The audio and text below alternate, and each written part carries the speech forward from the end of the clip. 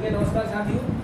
तो आज पुलिस के लिए महत्वपूर्ण क्लास करंट अफेयर्स की देखते हैं, महत्वपूर्ण सम्मेलन और समारोह। अगर क्लास आपको अच्छी लगे तो लाइक कर देना, शेयर कर देना, सब्सक्राइब कर देना और अपने दोस्तों को बता देना, ठीक है। महत्वपूर्ण सम्मेलन एवं समारोह। सबसे पहला सम्मेलन, पहला वैश्विक बौद्ध शिखर सम्मेलन नई दिल्ली। अगर पुलिस के दृष्टिकोण से देखें तो आपको ये आयोजन की तिथि याद नहीं लगती है। वैसे एसएससी वगैरह या और भी एग्जाम में, भाई करंट तो हर एग्जाम में आता है, ठीक है। तो अभी पुलिस के दृष्टिकोण से आपको सम्मेलन और कहाँ हुआ, ठीक है। दूसरा क्या है, अर्बन U20 मेयरल शिखर सम्मेलन 2023 कहाँ हुआ, अहमदाबाद व गांधीनगर में 7 से 8 जुलाई 2023 को हुआ। अगला देखेंगे G20 वैश्विक खाद्य नियामक शिखर सम्मेलन 2023 नई दिल्ली, भारत में। इतना बताइए, नई दिल्ली कहाँ पर है, भारत में है। 15वां ब्रिक्स सम्मेलन 2023 दक्षिण अफ्रीका। अब आप कहोगे सर दक्षिण अफ्रीका कहाँ पर है, अफ्रीका में, अफ्रीका महाद्वीप में, ठीक है ना। अगला क्या है, B20 समिट इंडिया 2023 नई दिल्ली में। एग्जाम बस देख लेना एक बार, वैसे सब 2023 के ही है, आगे 2024 के होंगे।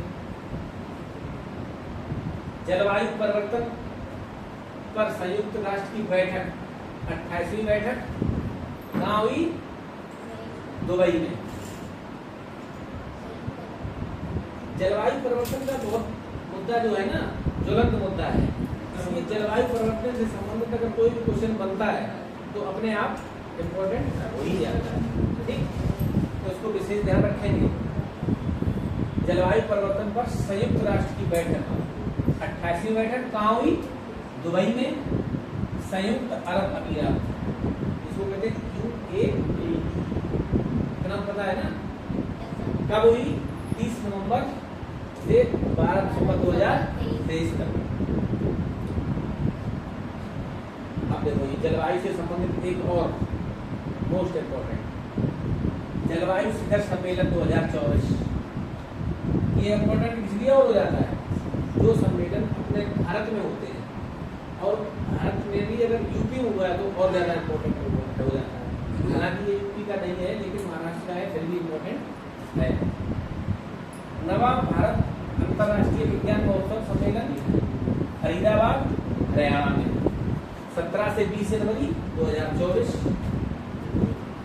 नवाब रायसीना डायलॉग 2024 नई दिल्ली 21 से 23 फरवरी 2024 को। फिर है 112वां अंतर्राष्ट्रीय श्रम सम्मेलन 2024 जिनेवा, स्विट्जरलैंड। लगभग 9 या 10 है, 10 सेट बनेंगे तो एक सब में आने की चांस है। ये पता नहीं कौन सा किस में आएगा, वो आपकी किस्मत पर डिपेंड करेगा। अब देखते हैं अभी कुछ रिजर्व बैंक द्वारा जारी नवीनतम मौद्रिक दरें। जाना इसके बारे में डिटेल में जाने की जरूरत नहीं है, सिर्फ आप ये देख लो बैंक दर कितनी है इस समय, 6.75%। रेपो दर 6.5%। रिवर्स रेपो दर 3.35%। ऊपर के 3 क्वेश्चन ये पुलिस के दृष्टिकोण से ज्यादा महत्वपूर्ण है। वैसे अब बचे 2 बचे ये भी देखो, CRR 4.5%, SLR 18%। अच्छा ये कौन भी बचा है, MSF 6.75%। अब ये राम मंदिर से संबंधित महत्वपूर्ण तथ्य है, इससे भी क्वेश्चन बनेगा ही बनेगा। ये तो वर्तमान में इस समय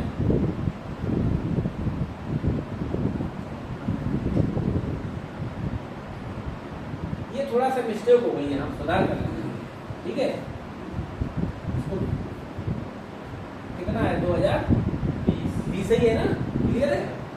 तो मंदिर का शिलान्यास 5 अगस्त 2020 को पीएम मोदी द्वारा किया गया। मोदी जी का पूरा नाम पता है किसको? नरेंद्र दामोदर दास मोदी, ठीक है। पूरा नाम भी पूछ सकते हैं, तो ध्यान रखना। राम मंदिर प्राण प्रतिष्ठा कार्यक्रम 22 जनवरी 2024 को किया गया था। इसकी डेट रखने की जरूरत है, बाकी डेट रखने की जरूरत नहीं थी। ये 2 डेट याद रखना, शिलान्यास और प्राण प्रतिष्ठा कार्यक्रम। अयोध्या के राम मंदिर का निर्माण किस शैली में किया गया है? नागर शैली। शिव प्रताप शांत रहो, बताओ किस शैली में किया गया? नागर शैली में। नागर शैली में और भी मंदिर बने हैं, उसके बारे में बात करें। पहले ये देखो, डिजाइन एवं वास्तुकार कौन है? क्वेश्चन जो बनेगा जहां से, चंद्रकांत सोमपुरा। मंदिर का निर्माण टाटा और लार्सन एंड टुब्रो कंपनी से मिलकर किया है। पूरा रखना, टाटा और लार्सन एंड टुब्रो कंपनी। ये कहाँ की है? इंडिया की है। ये भी तो है, टाटा कहाँ की है? इंडिया। 1800 करोड़ की लागत से निर्मित मंदिर की ऊंचाई 161 फीट। इसमें तो जितने भी तथ्य है ना, वो सब महत्वपूर्ण ही है। 51 फीट नहीं है, 51 इंच है। हाँ, रामलला के मूर्ति की ऊंचाई, निर्माता कौन है? आरोड़ी योगीदास। राम मंदिर में 5 मंडप है और 392 खंभे तथा 3 मंजिलें हैं। ये भी पढ़ लेना। आगे बढ़े। देखो, अभी पुलिस का एग्जाम है तो मुद्दे की बात करनी, इससे जहां क्वेश्चन बन सकता है।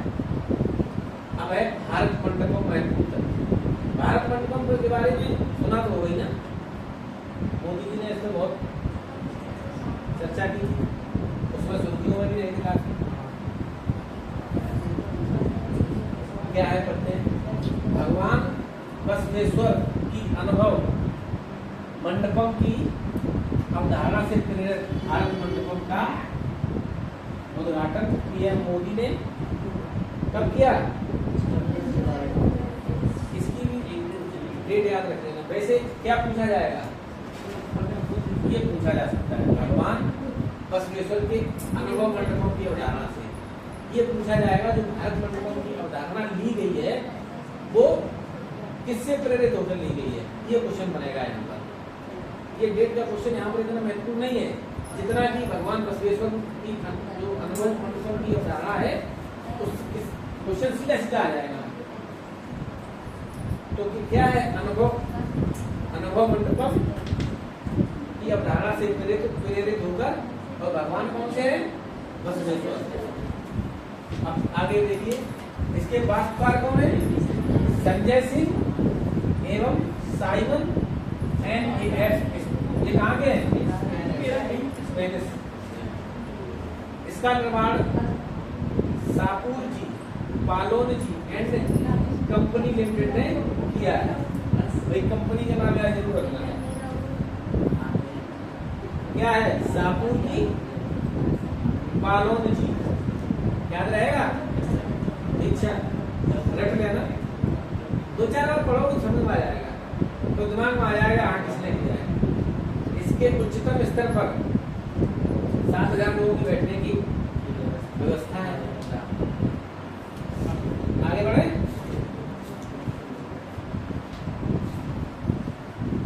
विश्व की सबसे बड़ी नटराज प्रतिमा पूरे विश्व में तमिलनाडु में सर, ये क्या हाँ ये लिखा है स्वामी। कब बोलो आप लोग? दिल्ली के प्रगति मैदान में स्थित भारत मंडपम के सामने अष्टधातु से बनी दुनिया की सबसे बड़ी नटराज प्रतिमा स्थापित की गई।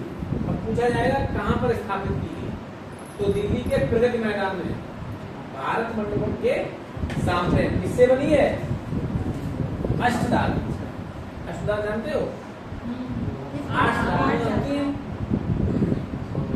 27 फुट ऊंची और 18 टन वजनी इस मूर्ति को। अब इसमें ये भी क्वेश्चन बन सकता है कितनी ऊंची है, कितना वजन है इसका, और इस मूर्ति को तमिलनाडु के स्वामी मलाई के राधा कृष्ण सतपथी ने तैयार किया है। किसने तैयार किया है? राधा कृष्णन सतपथी ने। करंट तो आप जानते ही हो, पढ़ना पड़ेगा ही, रटने की जरूरत नहीं है।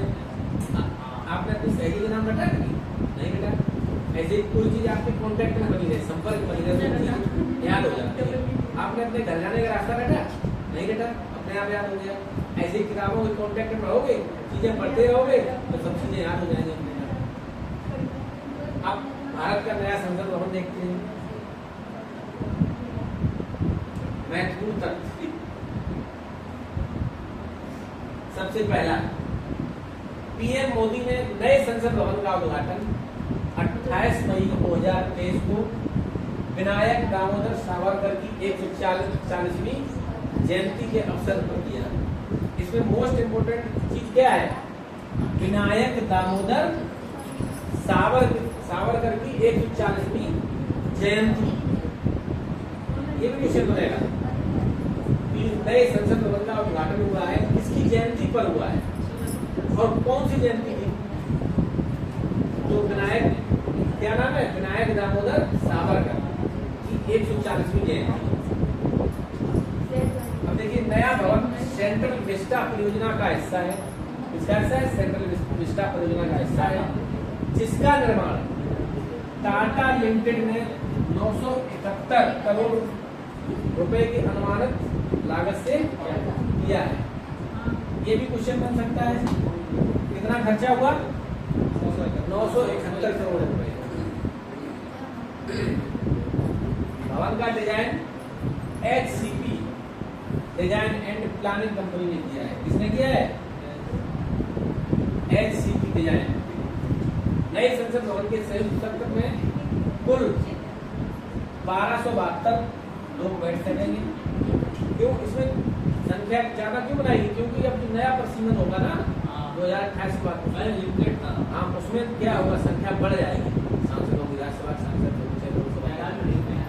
महंगाई से मतलब नहीं है इसमें हाँ, महिलाओं की संख्या बढ़ जाएगी।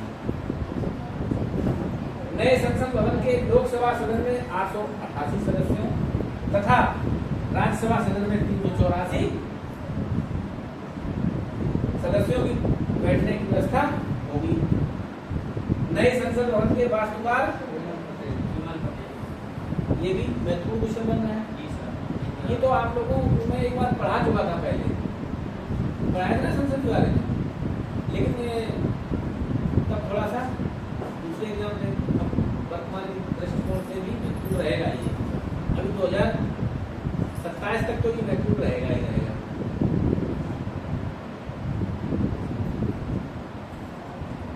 ये तो हो गया लोकसभा, संसद भवन। अब देखते हैं भारत के प्रमुख रामसर साइट्स। रामसर साइट्स जानते हैं क्या होता है? आर्द्र भूमि। अब आप कहोगे आर्द्र भूमि क्या होती है? ये पर्यावरण हमने पढ़ाया था।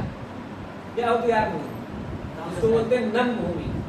अब कहोगे नम भूमि क्या होती है? वेटलैंड भूमि। अब कहोगे वेटलैंड भूमि क्या होती है? जिस क्षेत्र में जहाँ हमेशा पानी भरा रहता है, ठीक है? जैसे अपने आसपास है कोई, अपने आसपास कोई कानून नाम बताओ उसका क्या है? सरसई नामक नाम सुना है? सरसई नामक भी इटावा किसनी जगह जाओगे सरसई नामक पड़ता है, उसको नम भूमि का दर्जा दिया गया है क्योंकि वहाँ झील भी है। और ये अपना समान पक्षी विहार है, वहाँ भी झील है। तो जहाँ पर पानी भरा रहता है, जहाँ पर वैसी फसलें ज्यादा नहीं हो पाती, वहाँ वेटलैंड आर्द्र भूमि इसको नम भूमि है। वहाँ जब किसनी आगे बढ़ोगे वहीं लिखा है, बोर्ड में लिखा है वेटलैंड भूमि में आपका स्वागत है, तो वो होती है नम भूमि, यहाँ पानी हमेशा भरा रहता है। जिस भूमि पर हमेशा पानी रहता है। झील टाइप की होती है, कहीं पर पानी कम, कहीं पर ज्यादा, कहीं पर फसल होती है, कहीं पर नहीं होती है। 2023 से ये रामसर शहर जो अभी नई महत्वपूर्ण, वैसे कितनी हो गई रामसर शहर? 82 हो गई। हाँ। दो बढ़ गई बिहार। तो नकदी पक्षीय बिहार, जमुई बिहार, ये 82वां है। ठीक है, मोस्ट इंपोर्टेंट क्वेश्चन है ये। नकदी पक्षीय बिहार, नकदी कर ले और नकटा नकदी याद हो जाएगा। नकदी पक्षीय बिहार 82वां है। ये है कहाँ पर? जमुई बिहार में। अभ्यारण्य से मतलब क्या होता है सर? अभ्यारण्य पक्षी बिहार का मतलब पता है? अभ्यारण्य जंगल वगैरह देखे आपने? हाँ। जहाँ शेर, चीता, हाँ, वो तो सब है। हाँ, उनके लिए एक निश्चित क्षेत्र कर दिया जाता है। वहाँ मानव जो है अपनी क्रियाकलाप ऐसे नहीं कर, खेती नहीं कर सकता है। ठीक है, तो अभ्यारण्य उसको बोलते हैं, जहाँ जंगली जीवों का निवास होता है, जंगली क्षेत्र होता है, पेड़ पौधे होते हैं। ठीक है, यही होता है। तो मुझे आपको पता होगा। बनावट क्षेत्र, जैसे अगर क्वेश्चन आ जाता है बनावट क्षेत्र क्या है? उनको एक जगह होती है, रिजर्व कर देते हैं, उसके आगे नहीं जाते हम लोग, है ना? नहीं, जा तो सकते हैं नहीं, एक होता ना कि नेशनल पार्क में लिमिटेड एरिया तक जाते हैं, उसके बाद नहीं जाते। जा वहाँ सकते नहीं हैं, होता है। घूमने के लिए जा सकते हैं, लेकिन ये नहीं कि आपने जंगल काट के वहाँ खेती करने लगे। हाँ, ये सब नहीं कर ये नहीं सकते। होगा। नागी पक्षी अभ्यारण्य कहाँ पर है? ये बिहार में है। ये 81वां है और ये 82वां है। इसका मतलब पहले 80 थे, अब 82 हो गए। तो जो महत्वपूर्ण है वो हमने इसमें शामिल किए, उनको देखो। मगधी केरे संरक्षण रिजर्व कर्नाटक में अच्छा, ये रिजर्वॉयर्स है ना सर? है। रिजर्वॉयर्स जो होते हैं। ये सब पुराने ये पुराने हैं ना। अभी जो करंट के लिए देखा जाए तो महत्वपूर्ण ये ऊपर वाले ये दो हैं। ये बाकी आप लोग देख लेना। लांगोट 16 रिजर्व वन। अच्छा, 16 वन ये तमिलनाडु में है। सबसे ज्यादा हाँ, 16 वन क्या हो गया? तो 16 गिनती में 16-17 नहीं, इनका नाम है 16 वन। तमिलनाडु में और कहाँ पर है? सोलह है तमिलनाडु में सबसे ज्यादा। हाँ, और महाराष्ट्र में होगा 16। महाराष्ट्र में हाँ। यूपी के 10 है। हाँ। यूपी में है 10 का। करावेटी अभ्यारण्य तमिलनाडु में। फिर है अंक समुद्र पक्षी संरक्षण reserve Karnataka. Aghanashini estuary, Karnataka. Estuary और डेल्टा में अंतर जानते हो? Yes sir. बताओगे? डेल्टा सर, एस्चुरी का डेल्टा बोलते हैं जो नदियां बनाती हैं। देखो, जो नदियां अपने साथ मलबा भाग के ले जाती हैं, जैसे सुंदरवन डेल्टा है, जैसे गंगा नदी बनाती है, तो वो बनाती है डेल्टा। मैदानी क्षेत्रों से होकर बहती है, वो बनाती है डेल्टा। और जो पहाड़ी क्षेत्रों में, वैसे ऐसे क्षेत्रों से, चट्टानी क्षेत्रों से, जैसे नर्मदा और ताप्ती, ये क्या बनाती हैं? एस्चुरी। एस्चुरी क्यों बनाएंगी? वहाँ पर मिट्टी होती नहीं, उनकी वो काट के क्या ले जाएंगे? कम दूरी पर होती, पत्थर होते हैं और भ्रंश घाटी से होकर बहती हैं। और जो नदियाँ डेल्टा बनाती हैं, वो मैदानी क्षेत्रों से बहती हुई आती हैं और ढेर सारा मलबा नए मैदान का निर्माण कर देती है, उसको बोलते हैं डेल्टा। तो ये समझ में आई? आगे ये साल जो आर्द्रभूमि संरक्षण रिजर्व, ये कहाँ पर है? जम्मू कश्मीर में। हाइरम आर्द्रभूमि संरक्षण रिजर्व जम्मू कश्मीर। खाड़े, खाड़े कहाँ पर होगा?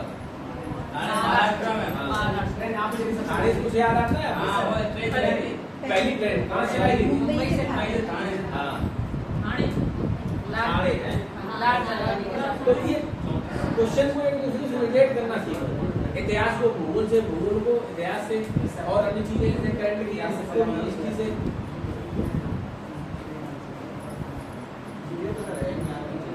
ठीक है, तो आप ये पढ़ लेना आप लोग। ठीक, जितनी भी 82 है ना, हमने सारी। अच्छा, उत्तर प्रदेश से देख लें इसमें। Yes sir.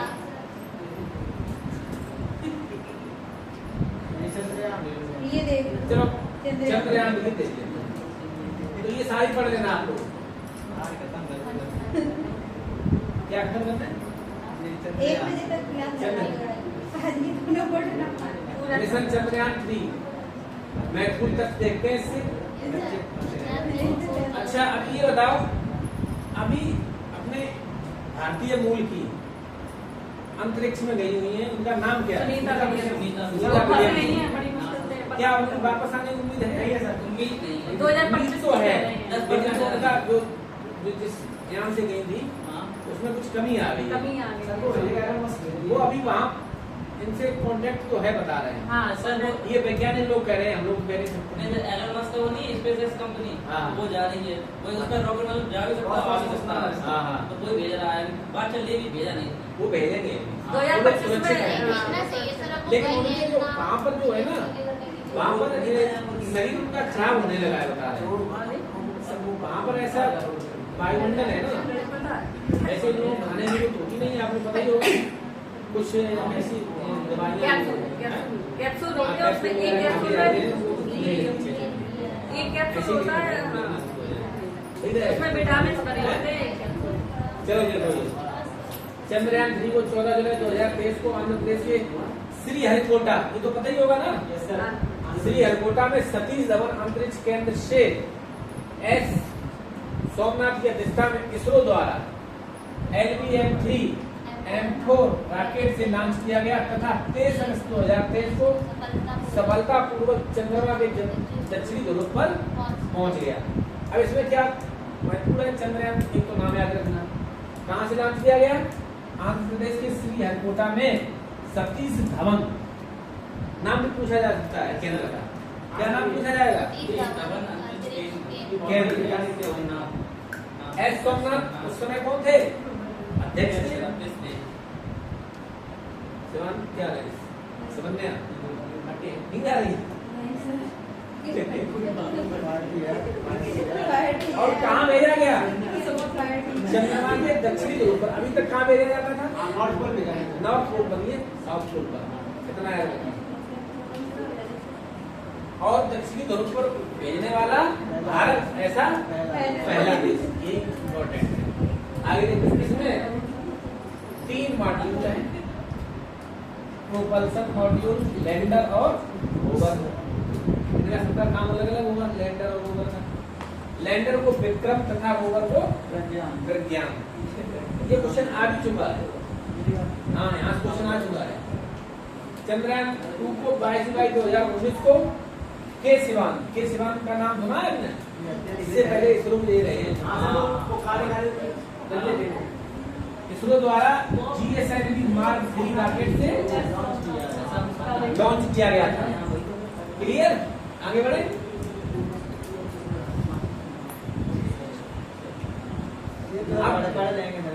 एक आगामी लक्ष्य देखो भारत सरकार के, इसमें जो मोस्ट इम्पोर्टेंट है वो देख लो। जैसे भारत में सेमीकंडक्टर रिसर्च सेंटर स्थापना का लक्ष्य ये तो है 2024, ठीक है। लक्ष्य जानते हो क्या होता है? जैसे कोई कार्यक्रम हमने शुरू किया, आपका लक्ष्य क्या है? पुलिस में सिलेक्शन पाना। आप जैसे एसएससी वाले एसएससी सिलेक्शन पाना, ऐसे हमारी सरकार लक्ष्य निर्धारित करती है। सतत विकास लक्ष्य है और गरीबी से निजात पाने के लक्ष्य हैं। वैसे ही है कृषि में शून्य डीजल उपयोग, नवीकरणीय ऊर्जा का इस्तेमाल 2024 तक। किसानों की आय को दोगुना करने का लक्ष्य 2024 तक। पहले क्या था? 2022 तक नहीं हो पाया। हाँ, बढ़ते ही रहते हैं। सबके लिए आवास मुहैया कराने का लक्ष्य पहले 2022 था, अब 24 कर दिया। हर घर में नल से जल। इसका मतलब जानते हो नल से जल क्या है? पाइपलाइन द्वारा हर गांव में टंकी बनेगी। स्वच्छ जल आपूर्ति का लक्ष्य 2024 तक। क्या पूर्ति हो पाएगा? 24 तो चल ही रहा है, लेकिन पूरा हो या ना हो हमें रखना है याद। हाँ, क्योंकि आप सिलेक्शन पाना है, काम तो चल ही रहा है। डिजिटल रेडियो लॉन्च करने का लक्ष्य 2024। 100 नए एयरपोर्ट विकसित करने का लक्ष्य 2025। सभी गांवों को ऑप्टिकल फाइबर बिछाने का लक्ष्य 2025। भारत को 5 ट्रिलियन, ये महत्वपूर्ण क्वेश्चन।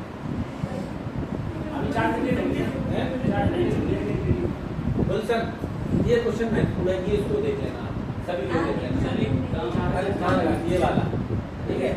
भारत को $5 ट्रिलियन की अर्थव्यवस्था बनाने का लक्ष्य 2025 तक रखा गया है। ये तो पूरा कर सकते हैं। नीचे वाला देखो, भारत को टीबी मुक्त देश बनाने का लक्ष्य, ये दोनों इम्पोर्टेंट है। पीछा सुनेगा कल ये आना गायब हो जाता है, कल आओ ना, कोई बात नहीं बताना, लेकिन पढ़ लेना। आगे देखो लक्ष्य, आगे पेट्रोल में एथेनॉल को 20% विकसित करने का लक्ष्य 2025 तक, $1 ट्रिलियन की डिजिटल अर्थव्यवस्था बनाने का लक्ष्य, ये भी 25 हो गया।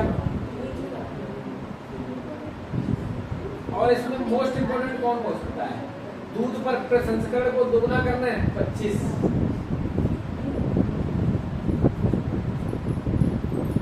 अब देखो इसमें जो आपके लिए, अभी पुलिस के लिए, विश्व की तीसरी सबसे बड़ी अर्थव्यवस्था बनाने का लक्ष्य 2030। अगर क्वेश्चन आता है नीचे वाले दोनों को भी भारतीय रेलवे को नेट जीरो कार्बन उत्सर्जन करने का लक्ष्य 2030। भारत से पूर्ण रूप से मलेरिया मुक्त करने का लक्ष्य। अगर आपको याद ना रहे, जैसे कोई पहले आप याद कर लेना, याद ना रहे तो 2030 अगर ऑप्शन बोल कर देना, याद करके जाना।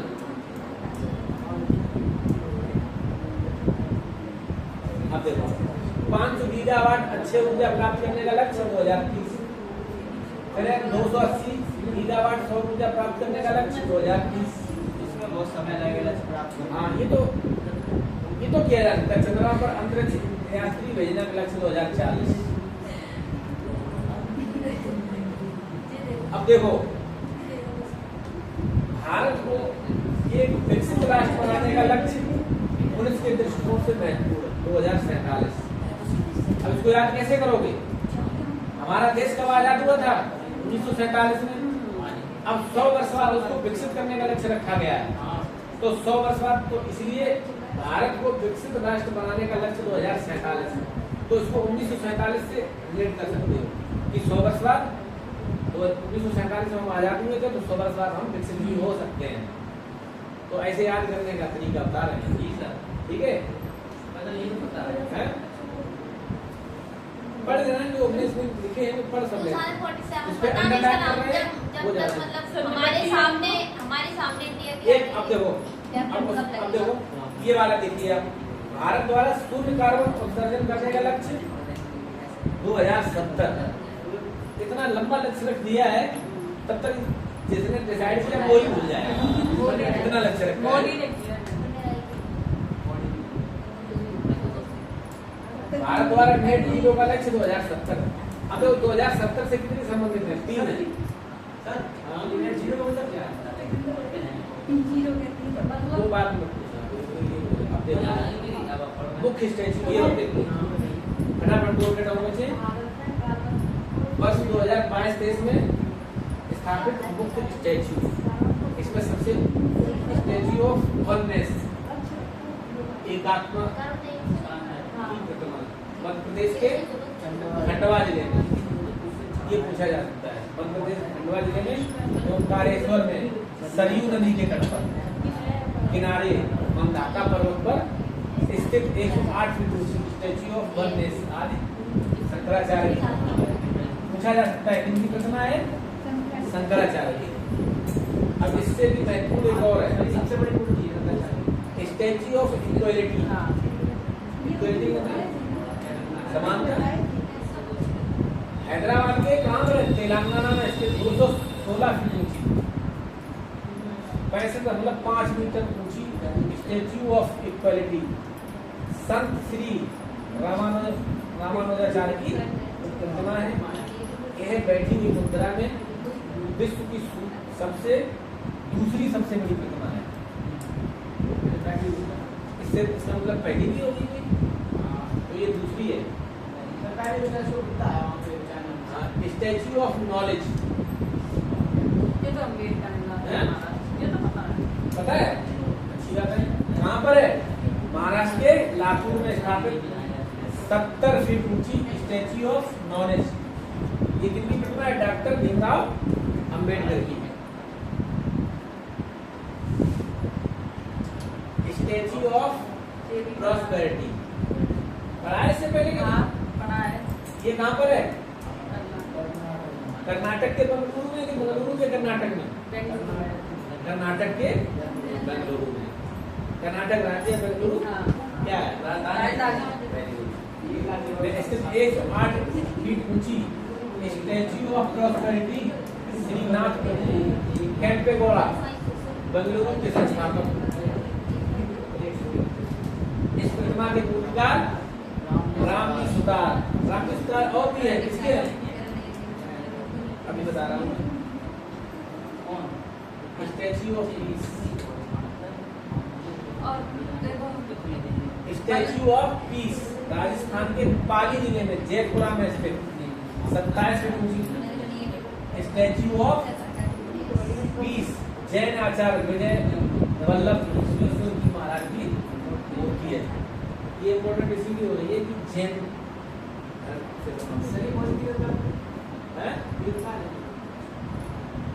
गुरु वजह करते श्री रामानुजाचार्य की स्टैच्यू ऑफ पीस शांति प्रतिमा। ये कब कहाँ पर है? 2022 में गृह मंत्री अमित शाह ने श्री रामानुजाचार्य की 4 फीट ऊंची स्टैच्यू ऑफ पीस का अनावरण जम्मू कश्मीर के श्रीनगर में किया है। इसीलिए महत्व कहाँ पर किया है? जम्मू कश्मीर के स्टैच्यू ऑफ यूनिटी। इसी के हमारे हाँ इन्हीं को बता रहे थे रामजी सुतार, यही वाले थे।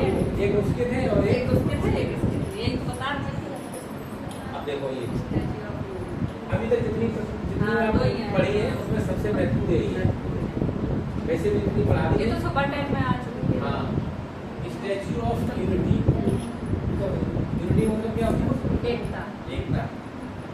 गुजरात के केवड़िया में नर्मदा नदी के तट पर स्थित 182 मीटर 597 फीट बहुत ऊंचा होता है 182 मीटर सब भारत में क्या? Statue of unity Sardar Vallabh भाई पटेल की प्रतिमा। किनकी है? सरदार वल्लभ भाई पटेल। किस नाम से जानी जाती है? Statue of unity. और नर्मदा नदी के तट पर। और गांव कौन सा है? ये भी क्वेश्चन आ सकता है। गुजरात के केवड़िया में। गाना बात गा लेना। हाँ, यह दुनिया की सबसे ऊंची प्रतिमा है, इसलिए महत्वपूर्ण है।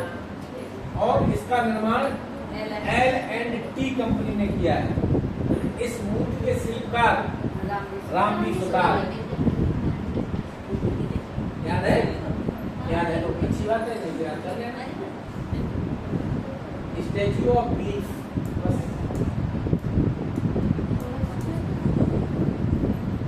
स्टैच्यू ऑफ पीस राजस्थान के नाथद्वारा शहर में स्थापित 112 मीटर 369 फीट ऊंची स्टैच्यू क्या है? अब बिलीव विश्वास स्वरूपम भगवान शिव की प्रतिमा है। किसकी है? भगवान शिव की। वंदे भारत ट्रेन 18 की शुरुआत। बस 2 और बचे हैं। और ये सब महत्वपूर्ण है पुलिस के दृष्टिकोण से। वंदे भारत पहली ट्रेन कब चलाई गई? 15 फरवरी 2019 को दिल्ली से वाराणसी के बीच। दूसरी दिल्ली से कटरा। कटरा कहाँ पर है? जम्मू कौन सा कश्मीर। कटरा? जम्मू वैष्णो कश्मीर। देवी जाते हो? हाँ। यही है इसलिए पता है। वंदे भारत चलाने वाली पहली महिला ड्राइवर सुरेखा यादव। महिला दानिश। Yes sir. इधर देखो सुरेखा यादव। अगर कोई नियुक्ति में महिला से संबंधित है वंदे भारत की पहले बड़ी ड्राइवर। वंदे भारत का निर्माण किसने किया? Integral coach factory Chennai. Vande Bharat का पुराना नाम इसका नाम बदला गया। दक्षिण भारत की पहली वंदे भारत ट्रेन चलाई गई। हाँ। किसान रेल ये किसान रेल से भी क्वेश्चन बन चुके हैं। 2 बार क्वेश्चन आ चुका है किसान रेल से संबंधित। तो पुलिस में भी आएगा। भारत की किसान रेल पहली कब चलाई गई? 7 अगस्त 2020 को महाराष्ट्र से देवनाली के बीच, देवनाली से बिहार के दानापुर तक। और दूसरी दक्षिण भारत की पहली, देश की दूसरी किसान रेल शुरुआत की गई 9 सितंबर 2020 को अनंतपुर आंध्र प्रदेश से आदर्श नगर। अब ये किसान रेल नाम क्यों दिया गया इसका, बताया इसके बारे में कुछ? क्योंकि जो किसान का जो कच्चा माल होता है, सब्जियां वगैरह, फल वगैरह, फूड वगैरह, तो तत्काल समय से इस ट्रेन द्वारा पहुंचाया जाए शहरों तक, जिससे कि उनको सही समय पर सही उसका उचित मूल्य मिल सके। ठीक है, चलो आज की क्लास इतनी, धन्यवाद। Thank you sir. सर पर्यावरण